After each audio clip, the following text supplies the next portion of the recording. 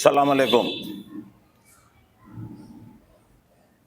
ప్రొద్దుటూరులో ఖాదర్ హుసేన్ మసీదు అనేది దాని చరిత్ర సుమారుగా 150 సంవత్సరాల చరిత్ర. ఎప్పుడో బ్రిటిష్ ప్రభుత్వంలో ఖాదర్ హుసేన్ సాబు అనే ఆయన సమాధి కూడా ఉంది. వెనకల ఈ మసీదులోనే సమాధి ఉంది. ఆయన ఈ స్థలానికి దానం చేసినాడు, డొనేట్ చేసిన వ్యక్తి.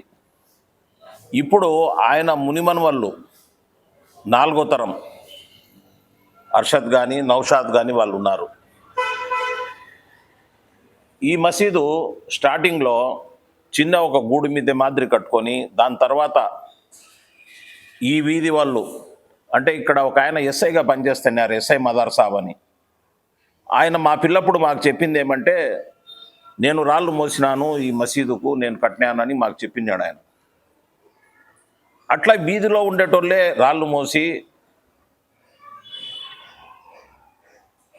ఇక్కడ దానికి అవసరమైన మెటీరియల్ అన్నీ తలా ఇంత ఖర్చు పెట్టుకొని ఒక చిన్న మసీదు కట్టుకున్నారు. దానికి ఖాదర్ హుసేన్ మసీద్ అని ఎవరు పేరు పెట్టుకున్నారు? వీధోళ్ళు పేరు పెట్టుకున్నారు. ఎందుకు? ఖాదర్ హుసేన్ సాబు డొనేట్ చేసిన స్థలము, ఆయన కట్టించిన మసీదు కాబట్టి ఖాదర్ హుసేన్ మసీద్ అని పేరు పెట్టుకున్నారు.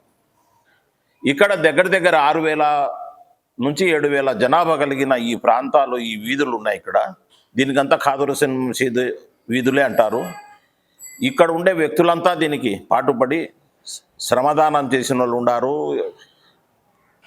శ్రమదానం కాకుండా ఆర్థిక సహాయం చేసిన వాళ్ళు ఉన్నారు. అందరూ కలిసి కట్టుకున్నారు. దానికి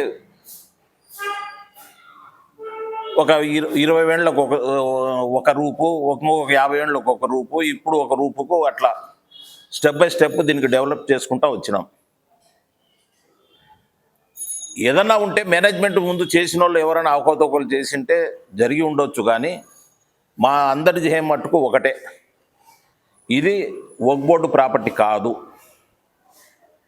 వక్ఫ్ బోర్డు పుట్టక ముందు కట్టుకునే మసీద్ ఇది. వక్ఫ్ బోర్డు 1956లో ఆంధ్రప్రదేశ్ గవర్నమెంట్ ఏర్పడినప్పుడు, మద్రాసు రాష్ట్రం నుంచి డివైడ్ అయ్యి మనం ఆంధ్రప్రదేశ్ గవర్నమెంట్ ఏర్పడినప్పుడు వక్ఫ్ బోర్డు ఏర్పడింది. అప్పుడు కూడా ఎవరు ఈ వంశస్థులు ఖాదర్ హుసేన్ సాబు కుమారులు కానీ వారి మనోళ్ళు కానీ ఎవరు వక్ఫ్ బోర్డుకు ఈ స్థలం రాసి ఇవ్వలేదు. తనంతా తానుగా ప్రకటించుకొని ఆయన నిన్న ఒక నోటీస్ ఇచ్చినారు వక్ఫ్ బోర్డు వాళ్ళు, స్టైలిష్ ప్రెసిడెంట్ అని. అంటే అర్థమైంది, తనకు తానుగా ప్రకటించుకున్న ప్రెసిడెంట్ అంట. ఈ క్వశ్చన్ మేము వక్ఫ్ బోర్డుకు అడుగుతున్నాము. మీరు ప్రకటించుకున్నారు ఖాదర్ హుసేన్ మసీదు మాది అని. మీది ఎట్లా, ఈ మసీదు మీకు ఎట్లా వచ్చింది? మీకు ఎవరన్నా రాసి ఇచ్చినారా? లేదా మీరు కబ్జా చేస్తున్నారా మా మీద? లేదా మీరు భయపడిస్తున్నారా మాకు? ఎట్లా వచ్చింది మీరు చెప్పండి. మీరు ఊరికి ఒక ఆఫీసర్ను పంపించేసి మీరు కప్పం కట్టండి అంటే మేము కప్పం కట్టాలా మీకు? ఇది ఎక్కడన్నా పద్ధతి ఉందా? ఇస్లాంలో ఉందా? హరాం హలాల్ అని ఉంది. మీరు వక్ఫ్ బోర్డు అని పెట్టుకొని హరాం సైడ్ పోతున్నారు, హలాల్ సైడ్ పోవడంలే. వక్ఫ్ బోర్డు ఆఫీసర్ గారు ఇది గమనించాలా, వక్ఫ్ బోర్డు ప్రెసిడెంట్ గారు గమనించాలా. ఇప్పుడు ప్రెసిడెంట్ అబ్దుల్ అజీజ్ అని నెల్లూరు ఆయన ఉన్నారు. ఆయన చాలా మంచి వ్యక్తి అని మాకు తెలిసింది. మేము ఆయనతో పోయి కూడా కలుస్తాము.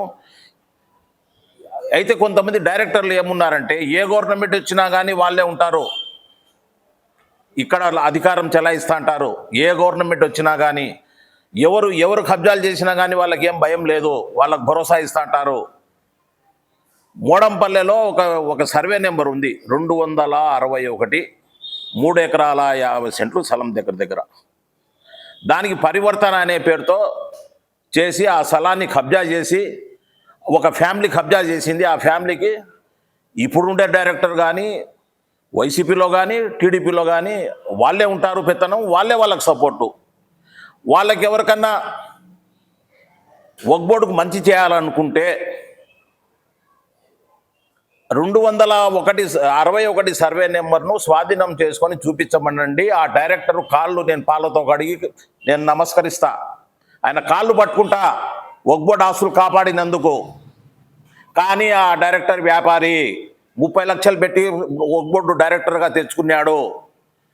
పబ్లిక్గా చెప్తాడు మినిస్టర్కు పారేసిరా నేను లెక్క అని. అట్టటోళ్ళు మనకేం చేస్తారో చెప్పండి. ఫస్ట్ ఈ మసీద్ మీద పడినారు. ఈ మసీదే వాళ్ళకు టార్గెట్. ఎందుకు అడుగుతా ఉండేది మేమే క్వశ్చన్లు. ఊర్లో ఆ ప్రాపర్టీ తినేశారు, ఈ ప్రాపర్టీ తినేసినారు, పెద్ద మసీదులో తినేశారు, ఆడ తినేశారు, ఈడ తినేశారని మేమే అడుగుతున్నాం. కాబట్టి ఈ మసీదుకు టార్గెట్ చేశారు. ఇప్పుడు నజరుల్లా దానికి కూడా టార్గెట్ చేశాడు ఆయన. ఇన్ని సంవత్సరాలు ఏ నజరుల్లా కానీ ఇది కానీ ఇన్ని సంవత్సరాలు అడిగిపోయినారు మీరు. ఈ స్థలాలు ముందు నుంచే ఉన్నాయి, బ్రిటిష్ పీరియడ్ నుంచి ఉన్నాయి. మీరు ఎక్కడికి పోయినారు? ఇప్పుడు మీ పెత్తనం ఏంది? సెంట్రల్ గవర్నమెంట్ ఏదో జీవో తీసింది అనే దాని మీద మేము కూడా ధర్నాలు చేసినాం. వక్ఫ్ బోర్డు ఆస్తులు కాపాడాలన్నాము, మేము కూడా దానికి సహకరిస్తాం. అయితే మీరు మీ ప్రాపర్టీ కాని దానికి మీరు ఎంపర్లాడకండి, ఎవరిని సతాయించాకండి. క్లియర్గా మీకు వక్ఫ్ బోర్డు ఆస్తులు కాపాడాలని ఉంటే ప్రొద్దుటూరులో కూడా ఒక కమిటీ వేయండి. ఆ కమిటీ అందరం పోదాం, ఆ ఆస్తులను కాపాడదాం. ఇప్పుడు 261 సర్వే నెంబర్లో షాపింగ్ కాంప్లెక్స్ రూములు కడుతున్నారు. ఈడ డైరెక్టర్ అనే ఆయన ఎందుకు పోయి నిలబెట్టడం లేదు? డిస్ట్రిక్ట్ అధికారి ఉంటాడు, ఆయన ఎందుకు నిలబెట్టడంలే? అమరావతి అంటాడు ఆయన, అమరావతి వాళ్ళు వచ్చి ఎందుకు నిలబెట్టడం లేడా? అమరావతి నుంచి ఎవడో ఒక ఆయన వస్తాడు, అట్లా ఒక రౌండ్ కొడతాడు. ఇక్కడ వాళ్ళు మేనేజ్ చేసిన ఏ స్థలాలు చూపిస్తే ఆ స్థలం మీద చూస్తాడు, ఆ కబ్జా చేసిన స్థలాలు చూడడు. దీనికి ఇంకొక ఆయన మినిస్టర్ ఉన్నాడు, ఆయనకు ఏమి తెలియదు. వీళ్ళపై ఏం రిపోర్ట్ చెప్తే అదే వింటాడు ఆయన. ఇది ఏంది? ఇది ఎక్కడికి పోతుంది? వక్ఫ్ బోర్డు ఆస్తులు కాపాడండి. మా మసీదు వక్ఫ్ బోర్డులో లేదు, ఆ ప్రాపర్టీలు మేము కూడా వస్తాము, మీకు సహకరిస్తాము. దర్గా మసీదు ఉంది, దర్గా కాంప్లెక్స్లు ఉన్నాయి, దాన్ని 4 లక్షలు బాడికి వస్తుంది. ఏ వసీం గారు, కడప డిస్ట్రిక్ట్ అధికారి, మీరు వక్ఫ్ బోర్డు అధికారి, కళ్ళకు గంతలు కట్టుకున్నారా? 4 లక్షలు ఆడ బాడిగలు వస్తాడా? ఏం చేస్తున్నారు మీరు? అమరావతి ఏం చేస్తుంది? అబ్దుల్ అజీజ్ గారు ఏం చేస్తున్నారు? వక్ఫ్ బోర్డు మినిస్టర్ గారు ఏం చేస్తున్నారు? ఇది కొత్త రకం స్టైలు. ఒక సంస్థ ఏర్పాటు చేసుకునేది, ఆ సంస్థ కబ్జా చేసేది, ఆ బాడిగలు తినేది. ఇది ఎవరిచ్చారు మీకు అధికారం? ఖాదర్ హుస్సేన్ మసీదుకు వచ్చేది కలెక్షన్ ఎంత? ఆ రూములు మేము మా ఇటుక మేము కష్టపడి కట్టుకునే రూములు, మీరు ఒక ఇటుక కూడా ఇలే, మీరు ఎక్కడ కూడా మాకు సహకరించలే. దాని బాడిగలో ఒక 18,000 వస్తాయి, 40 నుంచి 45,000 ఖర్చు ఉంది. మిగతా డబ్బులు మేము ఎట్లెట్టనో తల ఇంత చేతి నుంచి పెట్టుకుంటాం. శుక్రవారం అడుక్కో తిని హుండీ పెట్టుకొని మేము చందాలు దాంట్లో ₹1-2 వేసుకొని కలెక్షన్ చేసి ఆ డబ్బుతో కరెంటు ఛార్జీలు మిగతా ఖర్చులు మేము తీసుకుంటున్నాం. దాంట్లో అట్లా సర్దుకుపోతా అంటే మీరు వచ్చి మాకు కప్పం కట్టమంటారా? ఇది ఎక్కడి న్యాయం అండి? ఇంకా ఎక్కడున్నారు మీరు? ఏ కాలంలో ఉన్నారు? మీకన్నా బ్రిటిష్ పీరియడే మేలు. మీకు ఎవరిచ్చారు ఈ అధికారము? మీరు మసీదుకు వచ్చి నోటీస్ తగిలిస్తారా? మీరు కబ్జా చేస్తారా? ఈ ఖాదర్ హుస్సేన్ మసీద్ ఏరియాలో ఉండే జనము తిరగబడి కొట్టేంత వరకు రావాకండి. ఇంతకుముందు 30 సంవత్సరాల నుంచి ఒక వ్యక్తి ఎన్నో విచిత్రమైన నేరాలు చేసినాడు దీంట్లో. ఇక్కడ మసీదుకు స్లాబ్ వేసి ఆయన ఇంటికి స్లాబ్ వేసుకున్నాడు, మసీదు రంగు వేసి ఆయన ఇంటికి రంగులు, మసీదుకు వాకిళ్ళు వస్తే ఆయన ఇంటికి వాకిళ్ళు. రంజాన్ నెలలో తెల్లవారుజామున సెహరీ తినిపించేదానికి 70-80 వేలు ఖర్చు అవుతుంది ఒక రోజుకు. దాంట్లో 3-4 పేర్లతో కూడా లెక్కలు వసూలు చేశాడు ఆయన. ఆయన ఎక్కడ కష్టపడలే ఇంతవరకు. 500 కేజీలు వెండి కూడా అయిపోయి. అటువంటి వ్యక్తి ఈరోజు ఈ మసీదు మీద కసిగట్టి ఒక వ్యాపారి సపోర్టుతో ఈ మసీదు మీద కసి తీర్చుకునేదానికి తిరుగుతున్నాడు. మా సహనాన్ని పరీక్ష పెట్టవద్దు. మీరు మిలాదున్ నబీ కట్టబడినారు ఈ మసీదులో గంధం తీసుకురావద్దని. ఏంది ఇది అంతా మీరు చిల్లర పనులు చేసేది?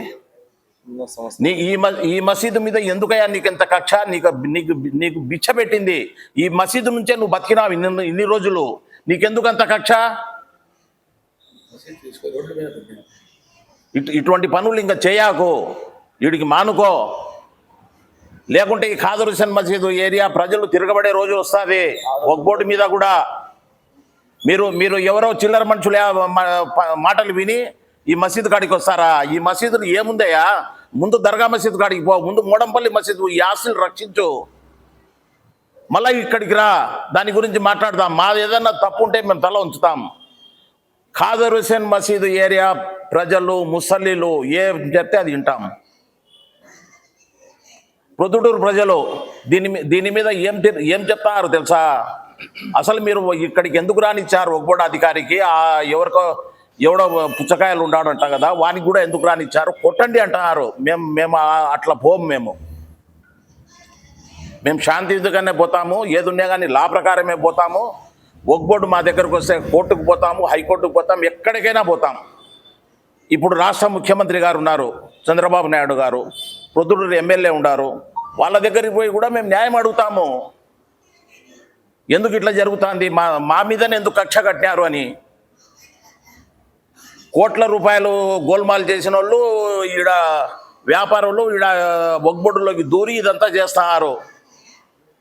ఒక 20-30 ఏళ్ళ నుంచి సిబిసిఐడి ఎన్క్వైరీ వేయండి పెద్ద మసీద్ మీద, ఏమనేది తేలుతుంది.